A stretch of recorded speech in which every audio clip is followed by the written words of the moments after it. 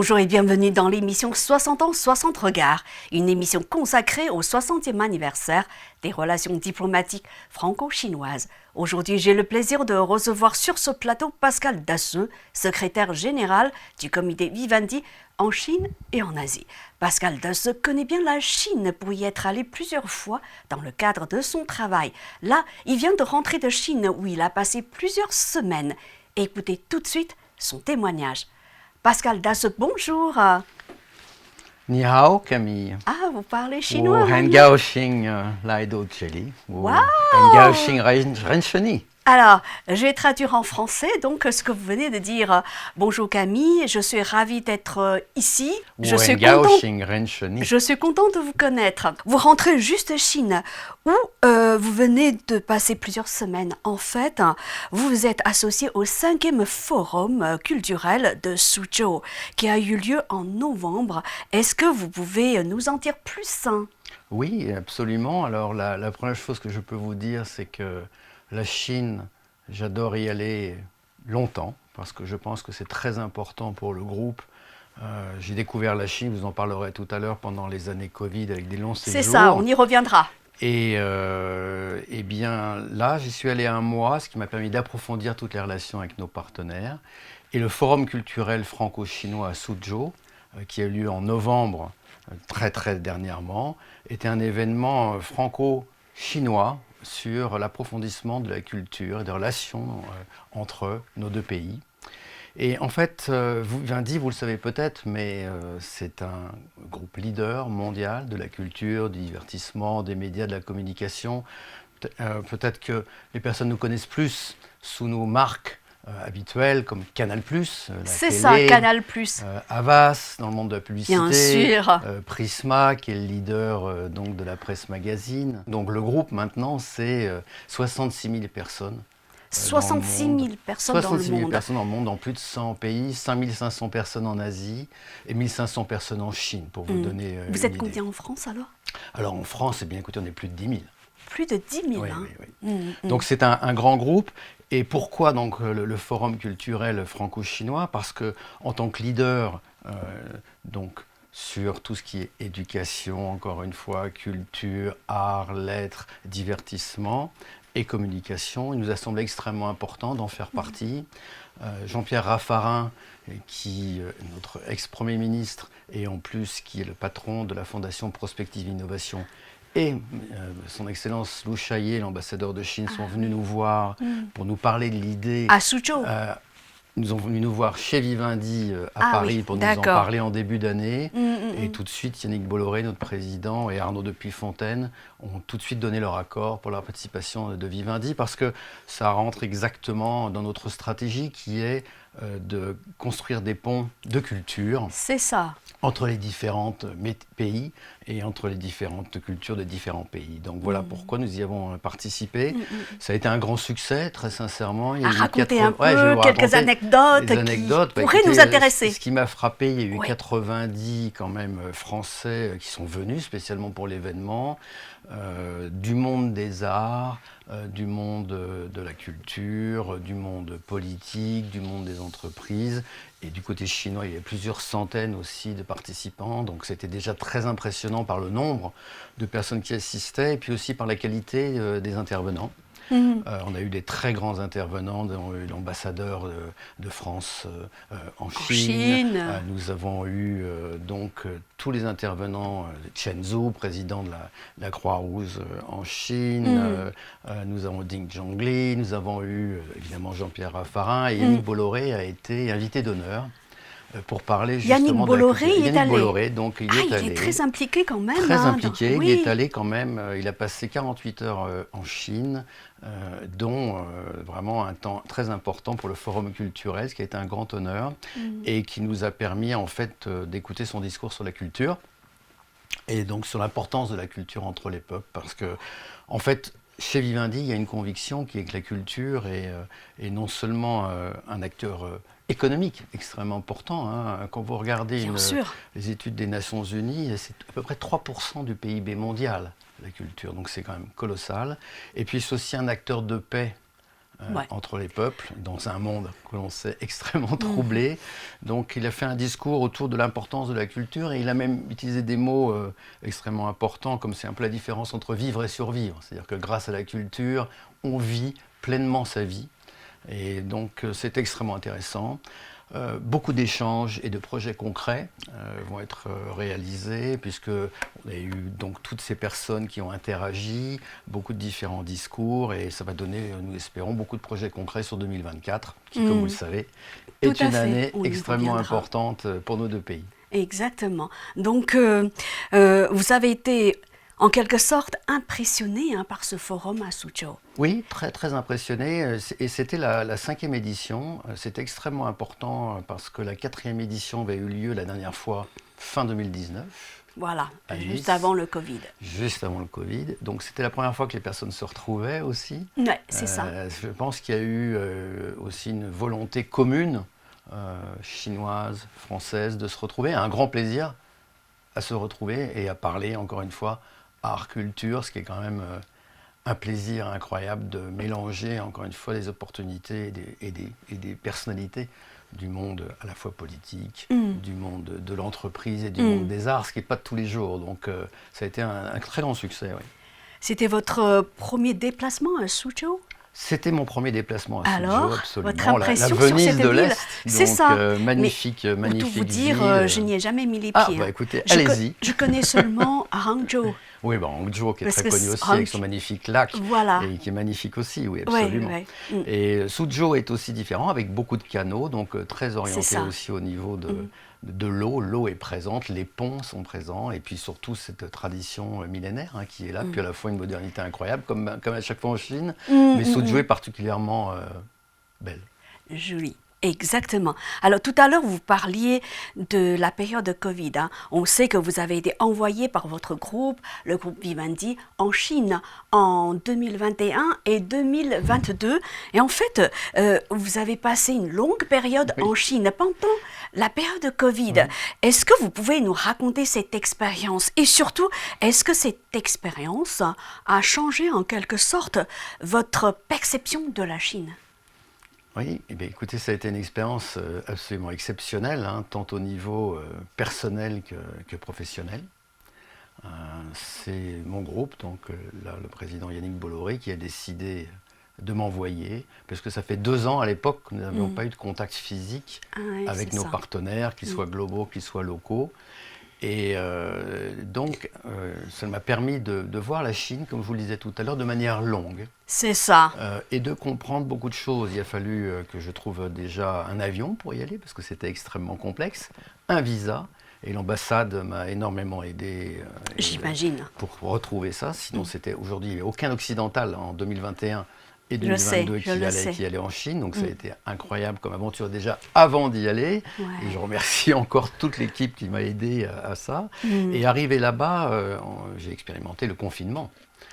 Alors de 3 semaines, donc 2 semaines plus une la première année et 2 semaines. Vous étiez où alors? Dans quelle ville? J'étais à Guangzhou. Dans le sud de la Chine. Voilà, dans le sud de la Chine, parce qu'à l'époque, c'était plus facile pour tout simplement entrer en Chine. On est passé par Guangzhou et on s'est retrouvés, donc les 2 années d'ailleurs, et puis nous avons été accueillis dans les conditions qu'on connaît.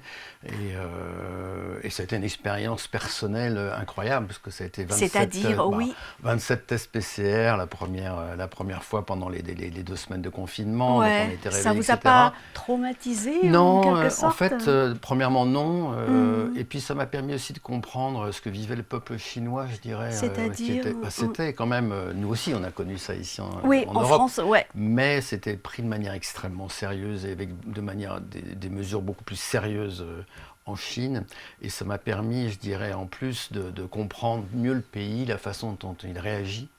Et ça a été une expérience incroyable. La première année, je suis resté pratiquement 3 mois.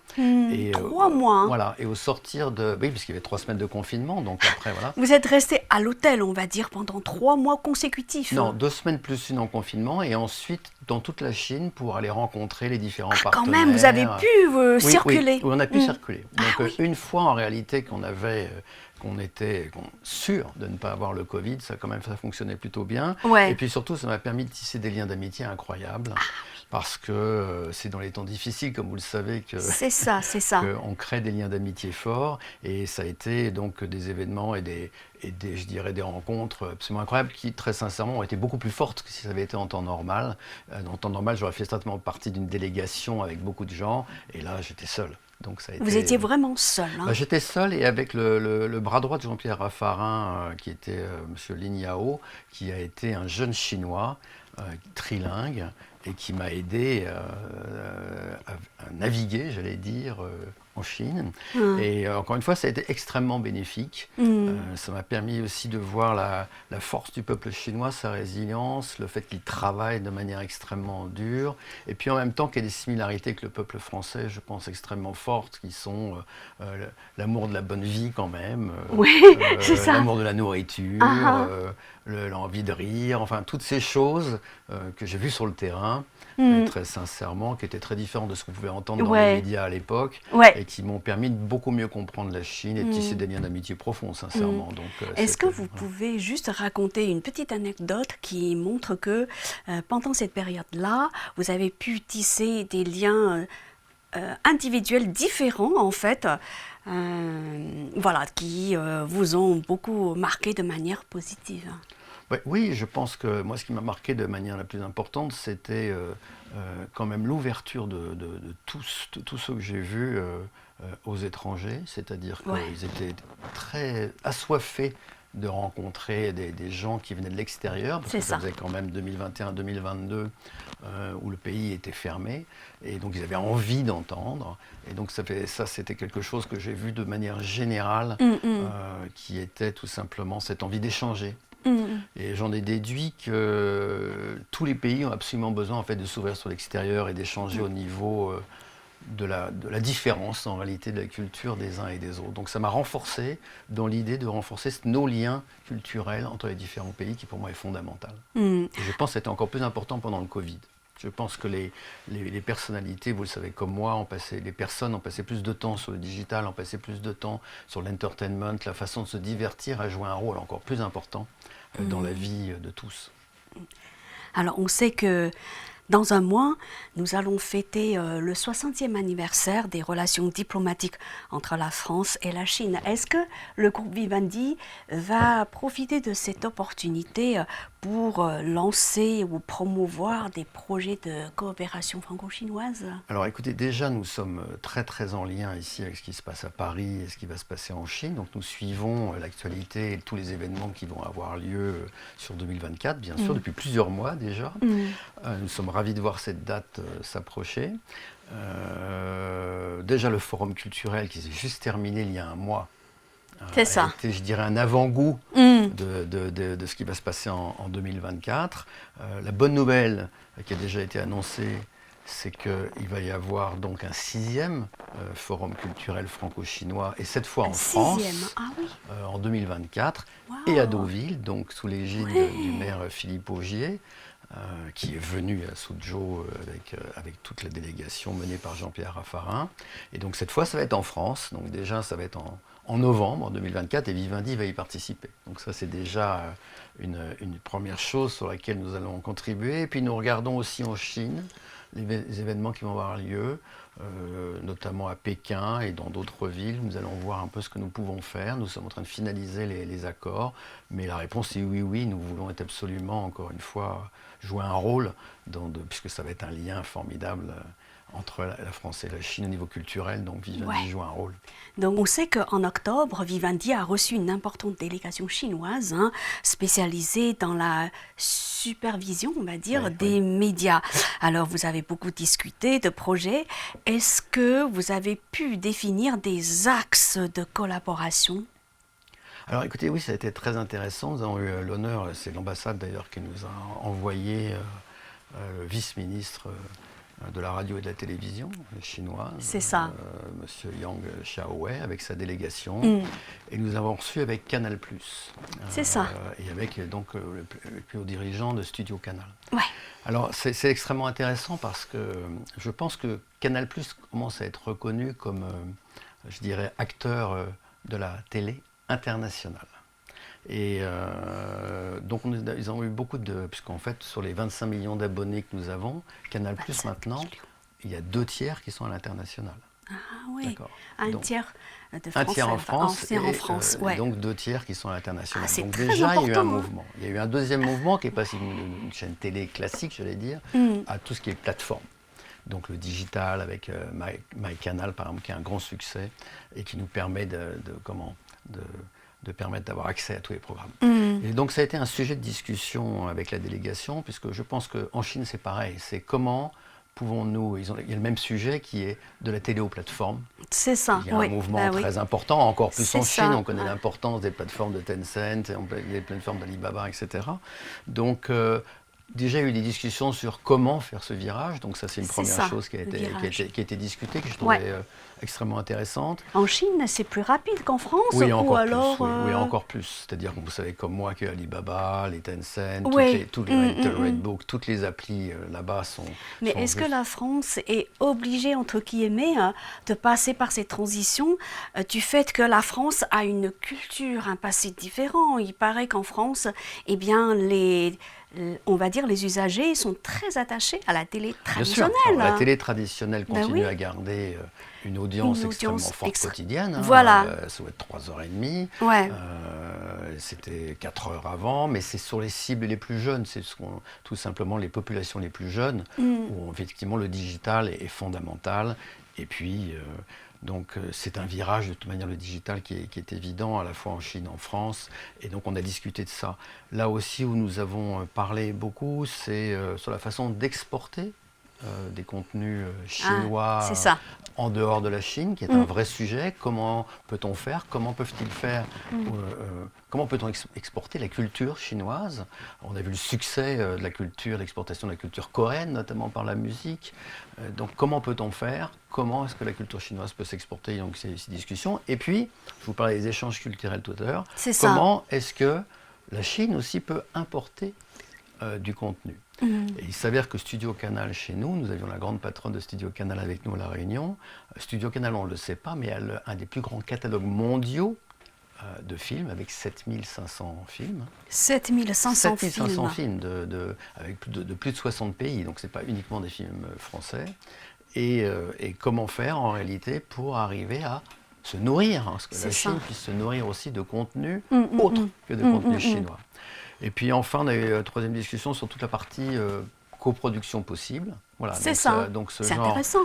Extrêmement intéressant. Alors et puis, écoutez, vous savez, c'est normal, ça prend du temps, c'est des grands groupes, et puis c'est une administration, donc, tout ça prend du temps, mais en tout cas, les contacts ont été pris à très haut niveau, donc les choses avancent, et en tout cas, c'était une réunion extrêmement constructive et qui montre, je pense, l'appétence de la radio et l'administration de la radio et de la télé chinoise à s'ouvrir sur l'extérieur, ce qui est extrêmement bon signe. En tout cas, vous reviendrez nous en parler avec grand plaisir. Un peu plus tard. Avec grand plaisir. On sait qu'en octobre 2022, il y a donc un an, votre groupe s'est associé à Yishu 8. Yishu 8, c'est la Maison des Arts de Pékin, à l'occasion d'un événement important qui s'appelle Bon Baiser de Pékin et qui s'est déroulé donc pendant 4 mois, n'est-ce pas? Je parle sous votre contrôle, au musée Kimé. Donc c'était d'octobre 2022 au 27 février 2023. Est-ce que vous pouvez nous dire en quoi ça a consisté alors? Oui, absolument. Alors, Yishu 8, Yishuba. Yishuba. Yishuba. Ah oui. Et donc, vous parlez très bien chinois. Ouais, pas du là, tout, c'est juste le Yishuba, nom. C'est ça, pas 8. Ouais. Voilà. Et donc, dirigée par Christine Caillol, avec laquelle nous travaillons beaucoup, et qui a en fait la même vision, qui a vécu 20 ans à Pékin quand même, et qui continue à faire des allers-retours extrêmement forts entre Pékin et la France, donc qui parle couramment chinois déjà, qui connaît très très bien le pays, et qui surtout assigne des artistes en résidence. Donc il va y avoir des artistes français qui passent du temps à Yishuba, Pékin, et des artistes chinois qui passent du temps en France. À quel endroit alors? Alors dans un appartement magnifique dans le 17e qui s'appelle Tante Martine, et puis qui comprennent en fait, ça s'appelle Regard croisé finalement. C'est ça. Et c'est une manière pour comment les artistes français, jeunes artistes français, perçoivent la Chine après y avoir passé plusieurs semaines ou plusieurs mois, et inversement. Donc c'était le lieu de l'exposition. Et puis pour nous, fin 2022, c'est une des rares expositions sur la culture chinoise. Ça nous a semblé faire du sens pour nous, puisque encore une fois, c'est exactement ce que nous voulons faire, c'est-à-dire Vivendi, avec les 66 000 personnes dont je vous ai parlé, notre raison d'être, c'est la créativité. D'accord ? Et la seule chose que nous voulons, c'est créer le meilleur écrin possible pour que les créatifs puissent s'exprimer. Donc, le musée Guimet, l'exposition musée Guimet avec Li Shuba a permis en fait d'en faire un lieu de convivialité, d'échange entre artistes et puis de voir leur vision des différents pays. Et donc ce qui correspondait totalement à ce qu'on a fait. Donc nous étions là-bas avec grand plaisir. Ça a permis aussi à notre président de rencontrer, de lier une relation personnelle à un artiste chinois qui s'appelle Li Xin, qui est un grand peintre et qui à la base est un calligraphe. Ah oui. Et qui en fait peint le mouvement de l'eau avec de l'encre de Chine. Et c'est quelqu'un qui est très connu et qui a travaillé déjà beaucoup en France, qui a travaillé avec la maison Hermès. Vous connaissez peut-être le parfum, le jardin de Monsieur Li. Oui. Eh bien, c'est lui qui a inspiré ce parfum, le packaging du parfum. Donc, ce sont des personnes qui, donc, encore une fois, lient l'art chinois, l'art traditionnel chinois avec la modernité et en même temps avec la culture française.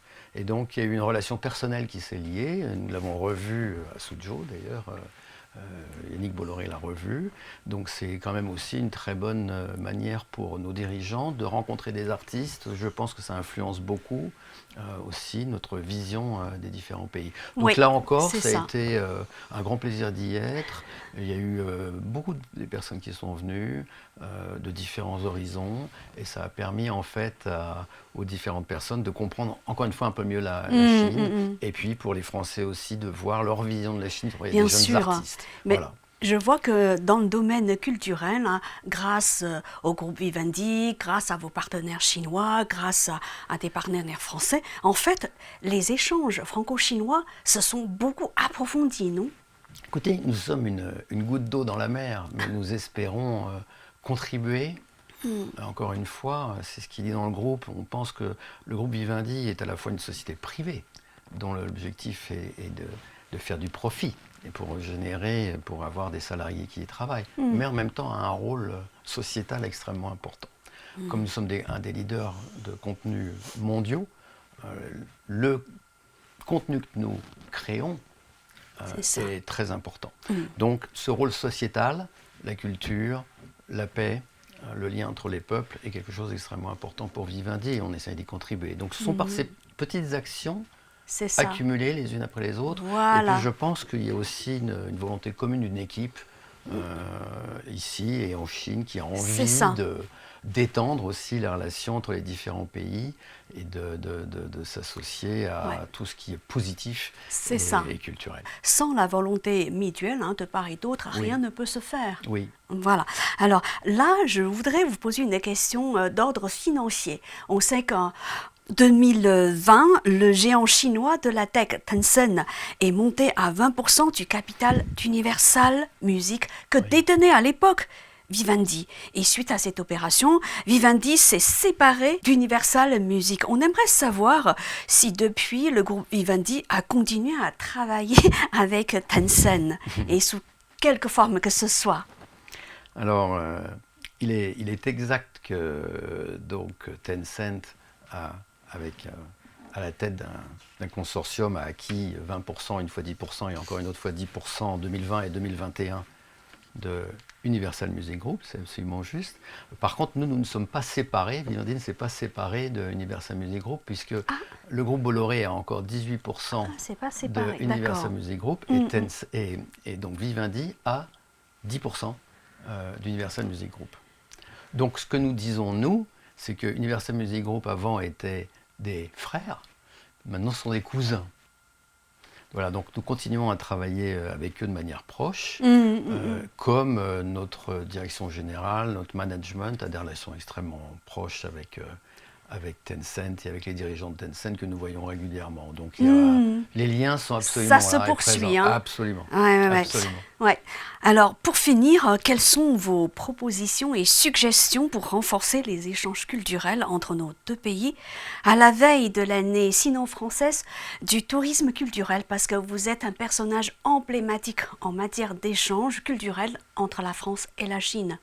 Alors c'est très gentil à vous, je ne suis pas un personnage emblématique, je souhaite que mon groupe, que notre groupe devienne l'emblème de ça. Mais en Chine, vous représentez Vivendi quand même. Yannick Bolloré, qui est le président, Okay. représente le groupe. Moi je suis un porte-parole et j'essaie de faire au mieux pour que le groupe soit, je dirais, le mieux connu et propage une image positive.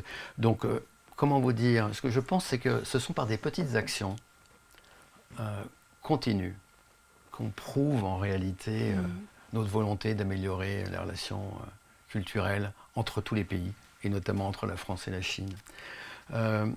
Comment vous dire, je pense qu'il y a des choses culturelles qui doivent être mises en place, mais l'échange, la connaissance des pays sur le terrain est fondamentale. Et vous le savez comme moi, il y a moins d'étudiants français qui vont en Chine, moins d'étudiants chinois qui vont en France, et on peut dire ça, si on n'a même pas besoin de citer le nombre d'étudiants américains qui sont en Chine maintenant par rapport à il y a 5 ans. Bon. Donc je pense que ce qui est fondamental, c'est l'ouverture du pays, parce que ce qui m'est arrivé, c'est-à-dire aller en Chine, a complètement changé ma vision de la Chine. Profondément changé. Mais réellement. Ouais. Donc il faut que les gens puissent, premièrement, avoir envie de retourner en Chine, après les années Covid, et deuxièmement, qu'ils aient les moyens d'eux. Donc il y a eu une annonce il y a quelques semaines qui a été extrêmement positive pour moi. C'est ça. C'est le fait qu'il n'y ait plus besoin de visa. Exactement. Pour certains pays européens, si vous restez moins de 15 jours dans le pays. Donc ça, c'est extrêmement positif. Ouais. Donc ce genre d'actions qui ne sont pas culturelles, mais qui sont concrètes, plus de visa, extrêmement important. La deuxième chose, je pense, les tarifs aériens. Les tarifs aériens aujourd'hui restent très élevés. C'est-à-dire, vous pouvez être plus précis. Écoutez, je ne sais dans pas les moi deux de sens, parler bien sûr. des tarifs de Air France, de China Southern, China Eastern, mais les tarifs ont bondi. Donc je pense que, si vous voulez, il faut arriver à baisser vraiment ces tarifs. Il faut que les compagnies aériennes nous aident aussi, de manière à ce que, je dirais, plus il y aura de voyages organisés, moins le coût sera important. Donc ça, c'est très important, parce qu'aujourd'hui, aller en Chine coûte cher, très cher. Donc je pense que ça, c'est une chose... voilà. Donc je ne réponds pas de manière culturelle, je vous réponds de manière... Mais c'est très très important. Parce que trafic aérien, parce que je pense que c'est parce extrêmement que ça important. favorise, c'est-à-dire vos propositions vont favoriser les échanges culturels. Oui, et l'éducation. Je pense aussi qu'il faut qu'il y ait de plus en plus d'échanges entre nos écoles, entre nos universités, et apprendre à se connaître encore une fois, et que les jeunes générations aient plaisir, premièrement, et deuxièmement, découvrent ce pays qui est quand même un pays incroyablement intéressant. Et encore une fois, je vous dis, je y passe pas mal de temps maintenant, et avec un plaisir renouvelé à chaque fois. Et je pense même que tous les 3 mois, ça change. Donc, ça change trop vite. Très vite, très vite. Il y a quelques années, on parlait de la Chine comme étant un pays immobile. En fait, c'est pas vrai. Bon, écoutez, toute personne qui dit ça n'y est pas allée depuis très très longtemps jamais. C'est ça. Si vous allez à Shanghai aujourd'hui, vous voyez un tiers des véhicules sont électriques, il y a un silence dans les rues qui est absolument incroyable, tous les scooters sont électriques. Je dirais que c'est presque dangereux même de circuler. Moi, je vais circuler en vélo souvent à Shanghai parce que j'adore ça. Et je veux vous dire, il faut faire attention tellement c'est silencieux. Donc oui, ça a beaucoup les changé. Véhicules qui circulent dans les rues sont silencieux. Vous avez un tiers des véhicules qui sont électriques aujourd'hui. Vous le savez comme moi, il y a eu un progrès incroyable qui a été fait au niveau de la circulation automobile. Donc c'est vraiment impressionnant. Puis vous le voyez très concrètement, parce qu'ils ont des plaques différentes, des plaques d'immatriculation différentes, vertes. Qu'est-ce que ça a donc changé, vous voyez, oui, ça a beaucoup changé. Donc les choses changent de manière incroyable, sans mentionner en plus les autres villes que j'ai eu le plaisir de découvrir, Wuxi, Hangzhou que je connaissais déjà, mais Guangzhou, Hainan, enfin toutes ces villes qui sont en train de Changsha que j'ai découvert cette fois-ci, donc qui sont incroyablement en train de bouger. Changsha, la petite province du Hunan avec 66 millions d'habitants. Donc vous voyez, tout est démesuré, mais incroyablement fascinant. Donc il faut encourager toutes les personnes, jeunes et moins jeunes, mais les jeunes aussi, je pense, à aller voir le pays et puis apprendre et puis promouvoir aussi leur culture européenne et inversement.